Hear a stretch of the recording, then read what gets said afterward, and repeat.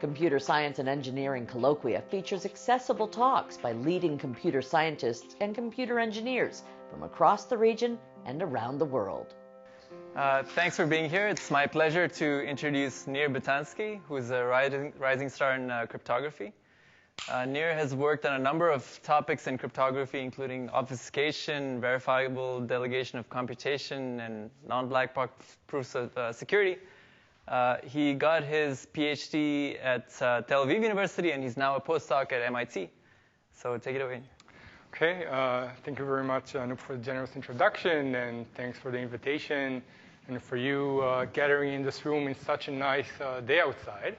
I'll try to make up for it. So I want to tell you about program obfuscation. This is in my core research area of cryptography. And I imagine that when you think about cryptography, perhaps the first picture that pops into your mind is this one. Good old Alice and Bob would like to communicate, and there's an adversary on the line. And in this world, the main problem is protecting the communication between them. Now, Alice and Bob have grown old, and our world today looks very different. And, you know, on one hand, it's an amazing world. We can do things that Alice and Bob could never even imagine. But then again, it's much more challenging to protect privacy or security. And in particular, the problem of protecting communication has been long solved. And today, there's a new focus, which is on protecting computation. And this is mainly because much of the computation that we do today is really done outside of our hands on some cloud that we don't necessarily trust. And cryptographers have really come up with a magnificent set of tools to protect computation. But our most powerful tool for this purpose is what we call program obfuscation. And this is an area that has been completely transformed in the past couple of years from being somewhat niche to sort of being the talk of the day. And it has many interesting sides that I would like to tell you about today, starting from how to even define obfuscation, through pretty general limitations that you need to circumvent, new game-changing constructions, and also dream applications. And I've worked on each one of these sub-areas, and today I'll tell you about some of my contributions. So without further ado, let's jump right ahead into obfuscation. Let me tell you what obfuscation is. So here you're given a program in your favorite programming language or as a Boolean circuit, whatever you feel comfortable with. And you would like to sort of scramble it into a new program that, on one hand, computes the exact same function as the original one for each and every input. But otherwise, we would like this program to hide the implementation details of the original one. In particular, if the original program has any secrets embedded in it, we now expect them to be hidden. And this scrambling process is what we call an obfuscator or an obfuscation algorithm. It will usually be randomized, and we would like, of course, that it would be efficient, both in the sense that the scrambling process itself should be efficient, and also the resulting program should be almost as efficient as the original one. Now, you can sort of imagine how this notion can come in handy, but let's try and see a concrete example of how obfuscation could help solve some of our problems on the cloud. And this is an example that concerns spam filtering. So many of us use spam filters. You know, a spam filter sits somewhere on your email server. You don't need to do anything about it. It reads your email, decides what is spam, and forwards the rest. The problem starts when you also care about the privacy of your emails, and you would like your emails to be encrypted. Now, it's no longer clear how the email server can go on filtering spam. It cannot read your emails. So what do? Well, perhaps a naive solution is just provide the email server with the decryption key. But this seems to beat the purpose of privacy. You give the email server absolute control over the contents of your email. And I claim that with obfuscation, we can intuitively do better. So for example, we can think about a program that has the decryption key inside it. It would first decrypt the email, filter, decide whether it's spam, and then output just this decision, but nothing about the actual contents of the email. Then you can obfuscate this program and give it to the email server. Since it preserves functionality, you can still run it on encrypted emails, figure out whether they're spam or not, but it doesn't learn anything about the contents of your email. So this is just one example out of many, and we'll see more of the power of obfuscation later on. And I imagine that many of you heard at one level or the other about program obfuscation, because really it's been out there for quite a while now. It's practiced pretty widely. Software companies obfuscate products. There's even an annual obfuscation contest in C. This is, for example, a participant from the '89 contest. Are there perhaps any hackers in the audience that can figure out what this code does? Yeah, guys? It computes pi. It computes E. Yeah. Right. So, OK. So what is the point about all of these obfuscation solutions used out there? The point is that we're based on heuristics. And sooner or later, with some work, they're broken. Now, what's the alternative? So what we're after, following the common paradigm in crypto, is have some notion of provable security. We want to have a mathematical proof that if you can break our scheme, in this case, the obfuscation scheme, it must be that you can also solve some very hard problem. Let's say factor integers, problems that we don't believe that you can solve efficiently. Okay. So this is sort of our goal. And with this goal in mind, the first thing we should ask ourselves is how to even define secure obfuscation. Right? We want to prove that an obfuscation scheme is secure. What does it mean? So let's try. And I'd like us to start by thinking big. Like, what would be the ideal definition, the best definition for obfuscation that you can come up with? And if you think about it for a little, you probably come up with something as the following. You would say that you want that the obfuscated code virtually behaves as a black box, meaning that whatever you can learn given this obfuscated code, you could also simulate by just running it on different inputs, viewing the outputs, and completely ignoring what happens in between. This is sort of the best that you can hope for, because remember that the obfuscated code preserves the functionality. You can always run it. And you know, this is a great idea for a definition. You can formalize it. And you can show that if you have such ideal obfuscation, you can do anything, really. The sky is the limit. You can do anything in crypto and also beyond. The point is that it's just too good to be true. Okay, such ideal black box obfuscation doesn't exist. Just to get some intuition, so one naive example about something that you might be able to learn given the obfuscated code and not be able to learn given a black box is, of course, the code itself. We know that there are certain function families that are not efficiently learnable. Given a black box, you cannot efficiently learn a short representation of them.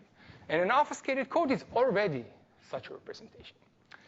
And even if you try to naturally relax the definition to sort of factor out this sort of trivial attack, you still encounter pretty strong lower bounds. It turns out that in order to get to a definition that is anywhere close to possible, you have to significantly relax it. Think in different terms. And when you think about it, it turns out to be sort of challenging. Like, how would you come up? Like, that notion was so intuitive. What would be another intuitive notion, a meaningful notion for secure obfuscation? But cryptographers still try to think about it. Let me tell you what is the weakest, non-trivial definition they could come up with. And this is something called indistinguishability obfuscation. And pay attention, because it will play an important role in today's talk. what it says is the following. We're no longer going to ask for ideal security. All that we ask is that if we have two programs that compute the exact same function, but perhaps in two very different ways, then we want that their obfuscations would be indistinguishable. So for example, we can think about a program that multiplies one number by the sum of two. We know that you can open the parenthesis, get another program that computes the same function, but the code looks different. You can distinguish it. After I obfuscate it, I require that you can no longer say. Okay? You can't say whether I obfuscated this program or that program. So it's a rather simple definition, but it's not really clear what it captures. It's not so intuitive as that ideal definition that we just had. In particular, let's say that we would try to use indistinguishability obfuscation in the spam filtering example that we had before. How can we really tell that it doesn't leak, say, the secret decryption key? All that we can say is that this obfuscated program is indistinguishable from any other obfuscated program that computes this decrypt and filter function. But as far as we can tell, maybe every such program needs the decryption key. It's not really clear. And indeed, this definition, which is not so intuitive, was almost disregarded in crypto for a very long time. And to tell you the truth, not just because it's not so clear how to use it and it's not so intuitive, but also because we had no candidate constructions whatsoever, even for this weaker notion. And this dramatically changed a couple of years ago when a first candidate construction was suggested, and it sort of made us rethink this notion. So let's recap. Let's see where we are. We started with an ideal notion of obfuscation from which I told you that you can do pretty much everything, but it was impossible. Then we significantly relaxed it to the weakest notion that cryptographers could think about. And this notion actually has no limitations, no lower bounds whatsoever. And now I told you that we even have a candidate. But it's not so intuitive. It's not really clear how to use it. So this is the first thing that we should try and answer. So let me tell you what's the story. It turns out that once someone actually dared to build this thing, to actually put a construction on the table, then the applications did come, many of them. One by one, we discovered more and more applications of indistinguishability obfuscation. And today, we sort of believe that there's almost anything that you cannot do if you have indistinguishability obfuscation. Anything in crypto, let's say. And I've worked on many of these implications, but today I would actually like to tell you about an implication that goes beyond cryptography into a fundamental problem in complexity and algorithmic game theory, which is the hardness of computing Nash equilibria. And really, one of the things that I always found very appealing about cryptography is that we keep finding these new interaction points with other areas of computer science. We've seen it with interactive proofs. We've seen it with randomness extraction, hardness of approximation. And for me, it's always exciting to discover new such connections. So this is the main work that I would like to talk about today. And it's based on joint work with Alon Rosen and Omer Panef. So for me to be able to tell you about this, I need to tell you something about game theory and this concept of Nash equilibrium. So roughly speaking, in game theory, we try to predict how rational players would behave in a state of conflict. And their strategies and what they can gain is usually modeled by some sort of a game. And the concept of a Nash equilibrium in such a game tries to capture what are the steady states of a game, meaning those strategies for the players where no player would have an incentive to change how they act. They won't gain anything from it. So if players are rational, this seems like a reasonable prediction for the outcome of such a game. And as you may know, this is really sort of a central notion in game theory. And one of the things that make it so valuable is the fact that it always exists. So this is a very famous theorem by John Nash that says that there is a Nash equilibrium in every game. Now, I'm talking here to computer scientists, and I assume that you're unsatisfied because you know existence is nice and all, but what do you want to know? Can you compute it, right? Can you efficiently find this Nash equilibrium? And it so happens that to date, we don't have an efficient algorithm for this problem. As far as we know, it could be hard. And this seems to be interesting not only from a game theoretic or complexity perspective. It seems to have a more profound philosophical meaning in the sense that how can we expect that players in the real world, let's say the stock market, would behave according to a Nash equilibrium if they can't even compute it, right? Or as very nicely put by Kamal Jain, if your laptop can't find it, then neither can the market, right? So understanding the hardness of this problem Nash, of finding Nash, has become really major in complexity in computational game theory. And what we show about it is that finding Nash is actually as hard as breaking this notion of obfuscation, this indistinguishability obfuscation notion. What it means is that if you find an efficient algorithm for this problem, if you can find Nash equilibria, then you can generically break any indistinguishability obfuscation scheme. Okay? So this work is not really out of the blue. There's been some tremendous previous work on the hardness of finding Nash equilibria, and we're going to rely on this work. So let me give you a little background on what we know about this problem. So the first thing we know that it's in NP, and perhaps the first question that you would ask is, can you show that it's NP hard? But here the answer is most likely no, unless strange things we don't believe in happen, like the polynomial hierarchy collapses. So we're not going to show that Nash is as hard as all NP problems, but maybe you can show that Nash is as hard as many NP problems. And indeed, in order to capture the hardness of this class, you need to somewhat refine NP. And this is exactly what Papadimitriou did when he defined a complexity class called PPAD. And this is the complexity class that has several complete problems, some of a combinatorial nature, some of a more topological nature. In particular, it has this Nash problem, problems that we don't know how to efficiently solve. And what Papadimitriou and his co-authors showed is that Nash is in fact complete for this class, meaning that if you can solve Nash, then you can solve any problem in this class. So now we know that Nash is at least as hard as all of these problems in PPAD, but the question is really how hard is this class?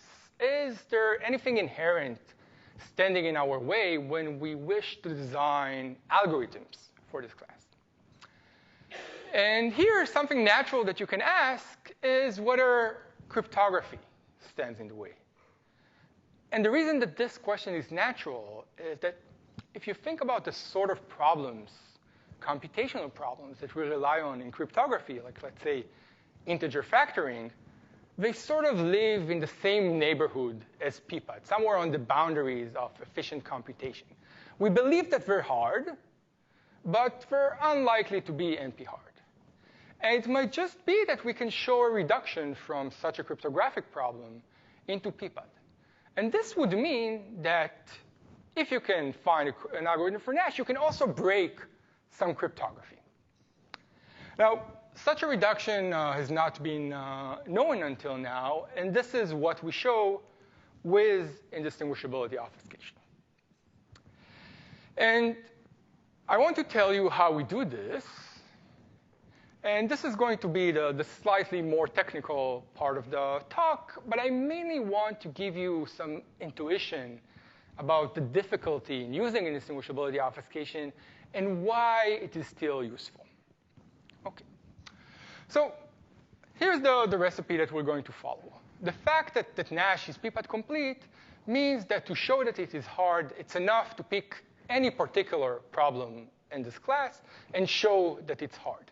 And this is exactly what we'll do. We're going to first pick a nice problem in p-pad.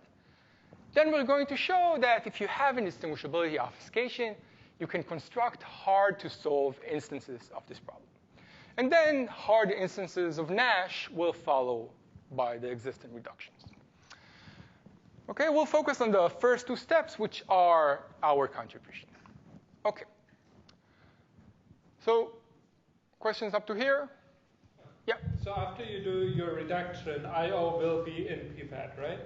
So it's in that cycle. You need to be careful with the actual statement. What it says is that there is a certain problem that is hard if I/O exists that is in p-pad. It doesn't mean that you can distinguish any two circuits.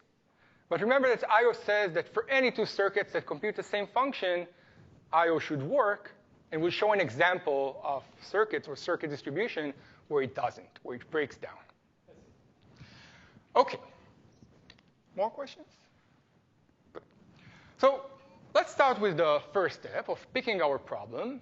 And it's actually going to be a purely combinatorial problem. So you can absolutely forget about game theory. You don't need to know anything about it from here on. And it's a problem called the end of the line.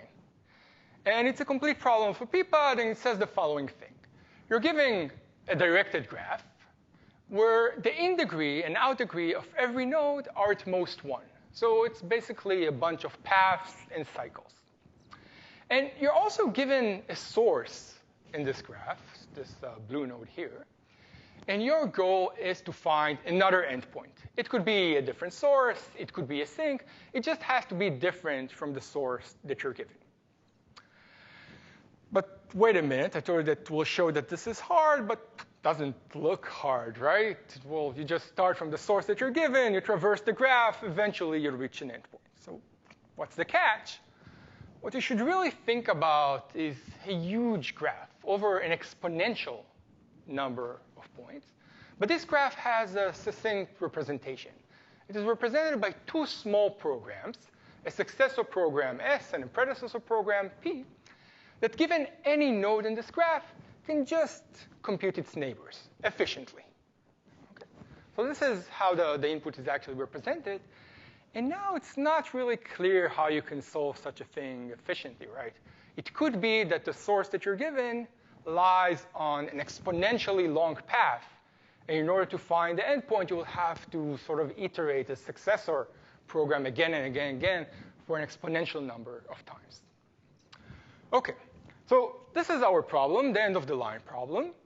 And we'll want to show that if you have an indistinguishability obfuscation, you can construct hard-to-solve instances of this problem. And before I show you some details about how the construction would look like, let me give you just very high-level intuition on where does obfuscation even come into this picture.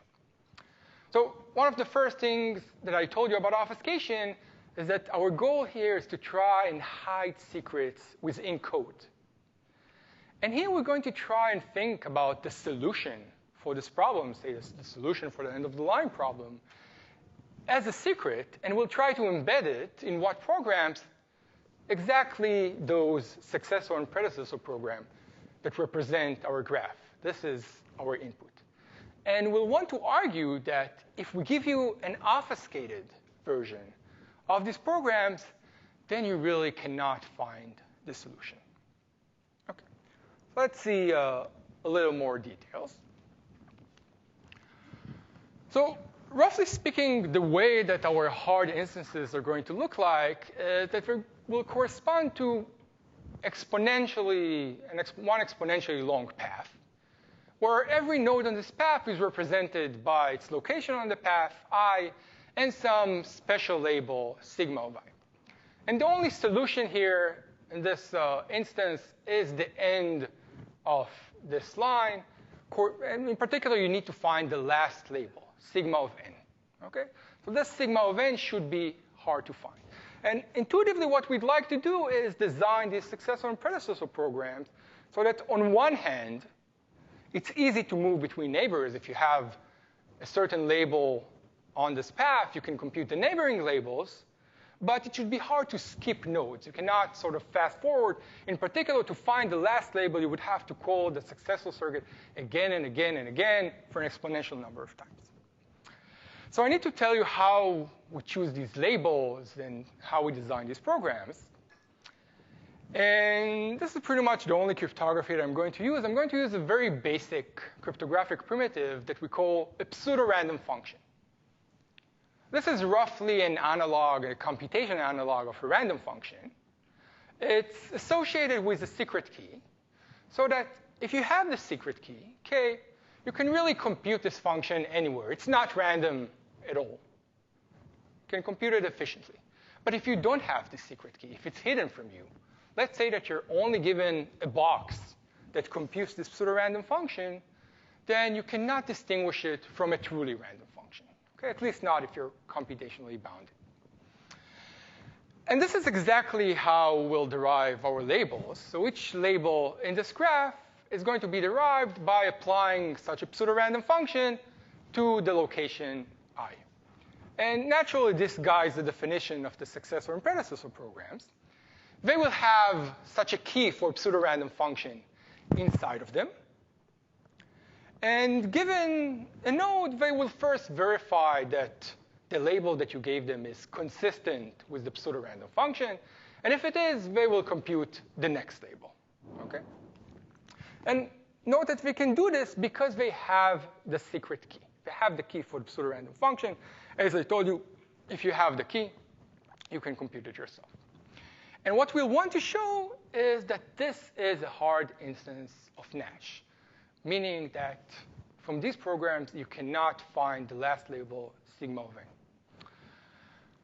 But as is, it doesn't really make much sense because these programs contain the key. If you give these programs in the clear, of course, that you can compute the last label, told that you can compute it anywhere. What we want to argue is that if you obfuscate these programs using indistinguishability obfuscation, you cannot find it. Let me tell you how the argument looks like, very roughly. So what we show is that if you think about our obfuscated programs, you can show that they're indistinguishable from other obfuscated programs that correspond to a different graph and compute a different function. They correspond to a graph where you somehow managed to erase the last node, and it now contains no information whatsoever about the last label sigma of n, so you really cannot find it. And the question is, like, how the hell do you show such indistinguishability? And let me start with just some intuition. And imagine for a second that we do have ideal obfuscation, that these programs are only given as black boxes. You're not given any code. Then I would like to argue that intuitively, remember that these programs, all that they do is compute a pseudo-random function. And as I told you, a pseudo-random function inside a black box is as good as a random function. So you should intuitively think about all of these labels just as long random strings. Strings that are hard to guess. You cannot guess a random string except with negligible probability. And what this means is that, of course, that you can still run these black boxes, the successor programs, in order to make some progress on this graph, but you cannot fast forward. If you want to sort of jump ahead without explicitly asking these programs, you have to guess a long random string, which is impossible. So, if you're polynomially bounded, you reach polynomially far on these chains, and they really look the same. They're really only different at the last exponentially far point. This is if you had black boxes, ideal obfuscation. But let's go back to reality. All that we have is indistinguishability obfuscation, and you're actually given the code of these programs.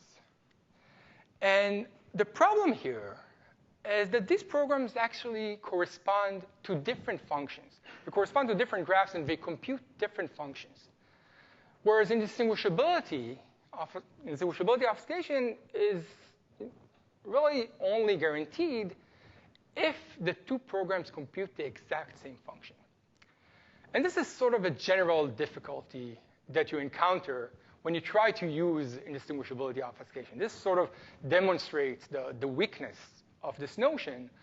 What you would typically like to do is argue that if you take a program that contains secrets and obfuscate it, you make it indistinguishable from a program where these secrets don't exist or are somehow hidden. But naturally, this would involve changing the function that it computes. So what can you do? The point is that you can still show that indistinguishability obfuscation would hide certain very structured changes, even to the function.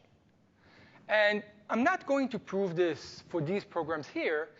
I want to give you a sort of a simpler lemma that just captures this high-level idea here. Okay? So it's a two-slide lemma that says the following thing. I can state it in pictures. It says that I can take an arbitrary program computing some arbitrary function and then change it on a certain set of inputs, let me call it W, to an arbitrary output. You can choose this output. Okay, so I'm really changing the functionality here. And I would like to say that if I choose my set of inputs W properly, then using indistinguishability obfuscation here would still make these programs indistinguishable. Now, note that, of course, that this set of inputs W must have some structure. In particular, if it's easy to find inputs in W, then you can also easily distinguish these two programs, right? You would just run them on W. The output is different. And this is intuitively exactly how we want to choose the set W. We want it to be sort of solutions for hard problems, solutions that are hard to find. Maybe just a bit more concrete. So you know, for example, that telling whether a formula is satisfiable is a very hard problem. It's NP hard. Further imagine that you can choose formulas that are satisfiable, but are indistinguishable from unsatisfiable formulas. You really cannot tell apart satisfiable formulas from unsatisfiable ones. What we're going to do, we're going to choose this set of inputs W to be the solutions, to be the satisfying assignments for the satisfying formula. And I argue that had you chosen your set of inputs in this way, then this indistinguishability really holds. Let's see a very brief proof sketch. So I can start with my program, and then as a first step, do something that might look very strange. I'm going to add to my program an extra line in its code saying, you know, I'm going to choose an unsatisfiable formula. And if my input happens to satisfy this unsatisfiable formula, change the program's behavior and output Y. This seems stupid, of course, that this is an unsatisfiable formula, right? So this condition would never be met. So even though these programs look differently, they compute the same function. And indistinguishability obfuscation should make them indistinguishable. But now the point is that I can forget for a second about indistinguishability obfuscation and just rely on the hardness of telling whether something is satisfiable or not. Rather than choosing an unsatisfiable formula, I can choose a satisfiable one. Since you cannot distinguish these formulas, you also cannot distinguish one program from the other. And this program already computes a different function. You can now represent W in any way that you want. It doesn't change the functionality. And we got exactly what we wanted. We managed to show that our program, when you obfuscate it, it's indistinguishable from another obfuscated program that computes a very different function. And this is really sort of much of how we use obfuscation in applications. We combine it with an additional source of hardness to be able to argue that when we obfuscate a program, we make it indistinguishable from another program that hides our secret. Perhaps we change the functionality, but we sort of changed it in the right way. Now, you know, this speaks about solutions for hard problems. there we had these two graphs and nodes. There's a long way to go if you actually want to use these ideas in applications. You need to have further techniques, further machineries. In our case, we somehow need to show that the nodes on our graph correspond in some sense to solutions for hard problems. This really involves the property and the structure of the pseudo-random functions and other machinery that I won't get into today. OK, so this is what I wanted to say about the hardness of Nash, and just give you a taste of why it's hard to use indistinguishability obfuscation, and where does it still draw its power from, why it's still pretty useful. And now we have this indistinguishability obfuscation notion. We know that we can do a lot of things from it, and the only question that remains is whether you should really believe that this creature exists. So I told you that we have a candidate, but I didn't really tell you on what kind of computational assumptions or problems this thing is based on. So let me give you the high-level picture here.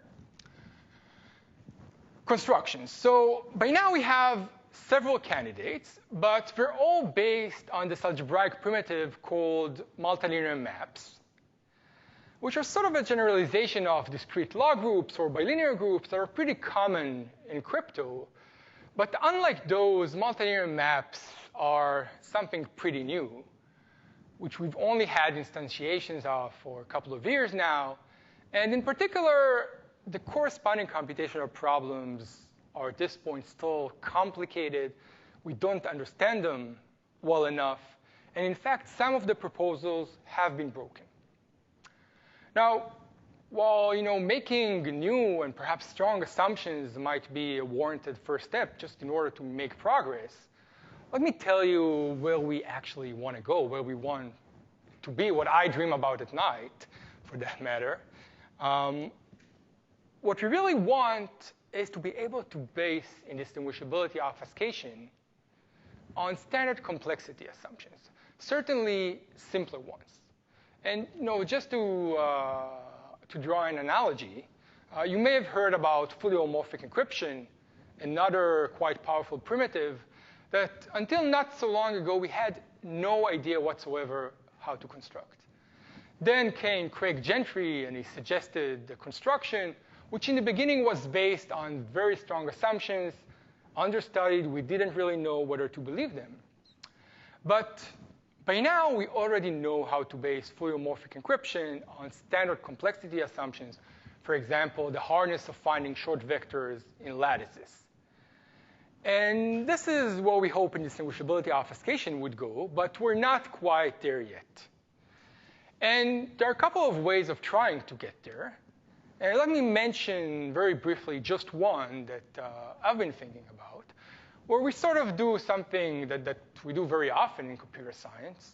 And we say, let's try to reduce the problem of constructing indistinguishability obfuscation to an easier problem. And in the work with Vinod Vaikuntanathan, what we show is that to construct indistinguishability obfuscation, it's actually enough to construct an object called functional encryption, which is commonly perceived by cryptographers as a weaker object. It might be easier to construct. So let me tell you just in a few words what this thing is and why we believe it might be easier to construct. And I'm actually not going to use the common definition, which, as the name suggests, uses the terminology of encryption schemes. I'm going to describe it in the language of obfuscation as a relaxed notion that we call obfuscation on a leash. Now, what does it mean roughly? So the way that I described obfuscation, it was something completely non-interactive. Anyone could obfuscate programs, send them to others, and others could run these programs. In obfuscation on a leash, it's sort of an interactive variant of this notion of obfuscation, where you have this trusted authority that publishes some public key. And then anyone could use this public key, again, to obfuscate programs and send it to anyone else. The problem is you cannot run them. you're on a leash. You have to go back to this trusted authority and ask for a special token that corresponds to your input that would let you run it. So it really looks like a weaker animal. And particularly, it's really not clear how to use this thing in applications, let's say, for constructing hard instances of the Nash problem. And nevertheless, we managed to show that you can bootstrap this thing into full-fledged obfuscation. Now, beyond the weaker syntax, another reason that we believe that this thing might be easier to construct is that it has been studied now for a longer time, for almost a decade now, and there has been constant progress in constructing such schemes from standard complexity assumptions, starting from very restricted versions, but gradually removing these restrictions. And the hope is that this progress will continue and might eventually lead to indistinguishability obfuscation from standard complexity assumptions. OK. So the last thing that I would like to tell you about obfuscation is some of the open problems that we're facing. And there are quite many of them. I will just mention a few that I'm interested in. So first, just to explicitly put this on the table, this is one of the main open problems today in crypto. Some would say the main. Construct indistinguishability obfuscation. It could be on a leash from standard complexity assumptions. There is even a nice prize for you if you manage to do that. Yes. And there are a couple of people that are willing to pay this price. So. But there are many other interesting problems. So for once, down the road, we would actually like people to use these obfuscation schemes. And one serious barrier today is that all of our solutions are sort of designated for a model where programs are represented as Boolean circuits. Okay, so this is very convenient for cryptographers, but it's not so realistic, right? We want to think about real programs, programs in Java or whatever, random access programs, maybe even parallel ones. And there's been some progress. We can already show that in some restricted cases, we can reduce obfuscation of RAM programs to obfuscation of circuits without the overhead of translating RAM programs into circuits. But in general, this is open.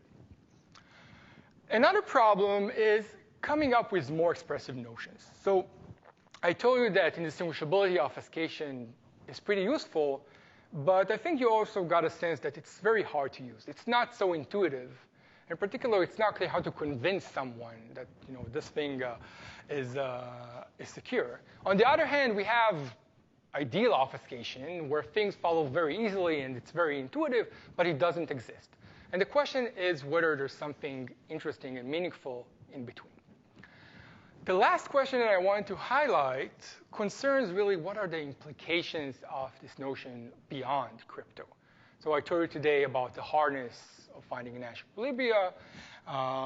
We can also show hardness of other low-level complexity classes. There has been some results for differentially private learning. I'm very curious to see what comes up next. OK, so this is it about obfuscation.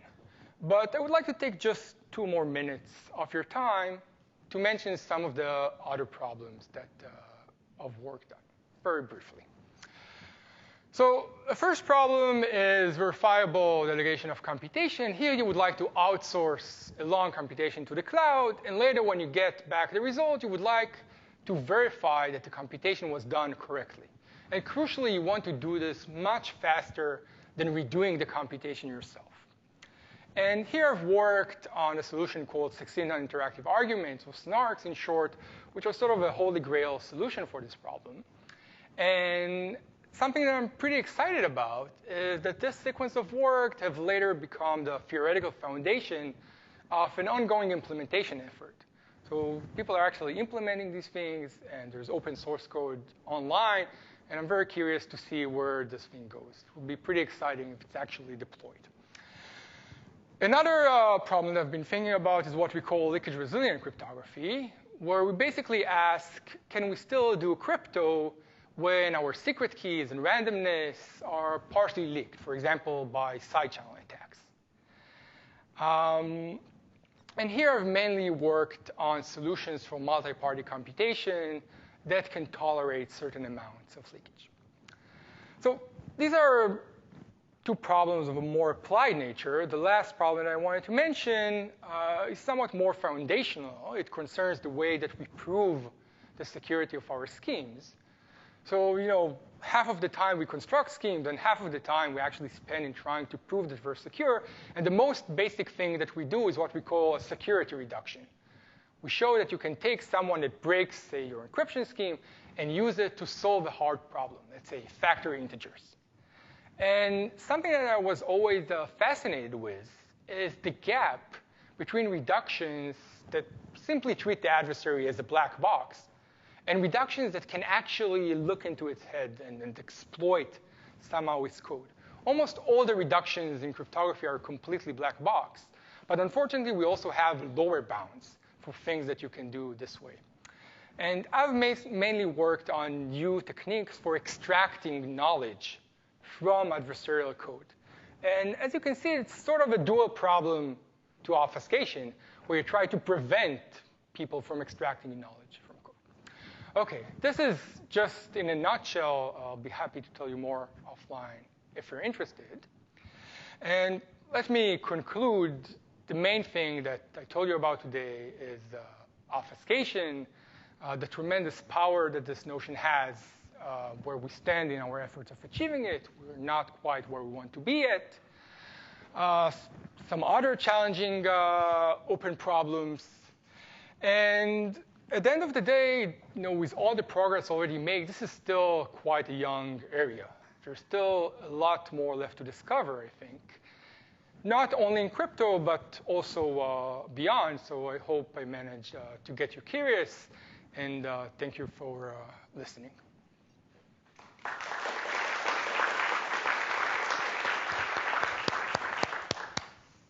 Questions for Nir?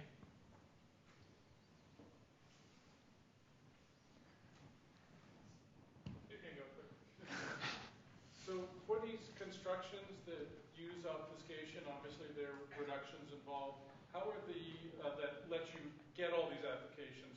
Right. Not specifically speaking about the Nash thing, but in general, how is the efficiency of using obfuscation to do these other tasks? Is it something that is that an area? Are those good enough, or are those reductions good enough, or are they at the moment too inefficient to use? OK, so definitely everything existing in the moment is too inefficient to use.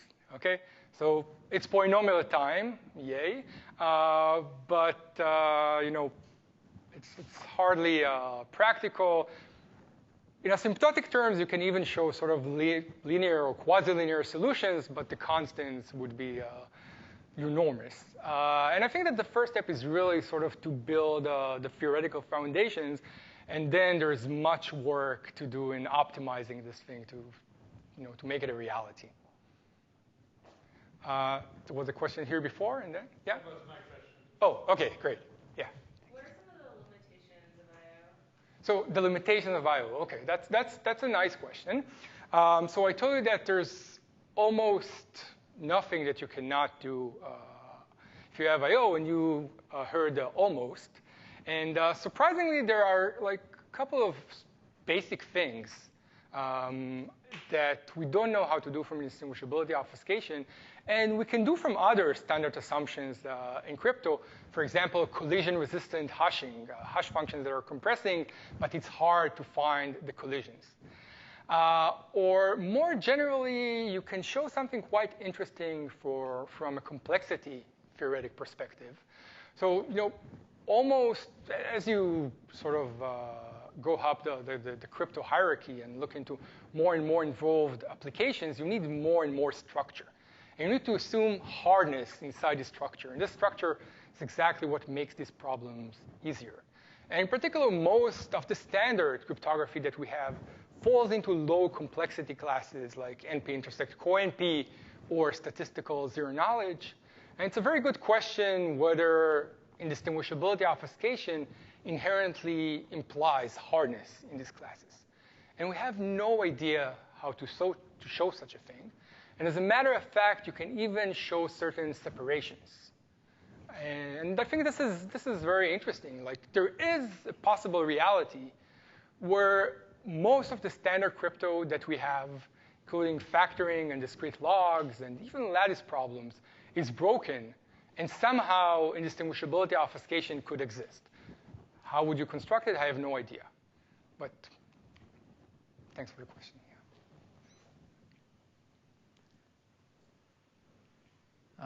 I have a question. Yeah. Can you go back to your obfuscation on a leash slide? Sure.